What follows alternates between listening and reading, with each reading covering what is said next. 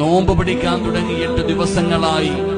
ആ നോമ്പ് നമ്മൾ പിടിച്ചുകൊണ്ട് രാവും പകലും നമ്മൾ ഈ പരിശുദ്ധമായ റമദാനിലൂടെ കടന്നു പോകുമ്പോൾ നമ്മുടെ ജീവിതത്തിൽ എന്തു മാറ്റമാണ് വരുത്താൻ കഴിഞ്ഞത്? വെറും ഒരു പട്ടിണി മാത്രമാണോ?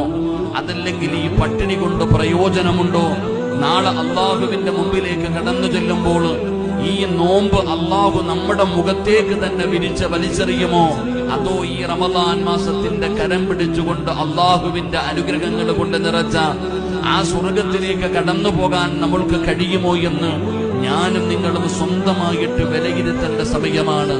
മഹാനായ പ്രവാചകൻ സല്ലല്ലാഹു അലൈഹി വസല്ലമ തങ്ങൾ പറഞ്ഞു, അവ്വലുഹു റഹ്മ.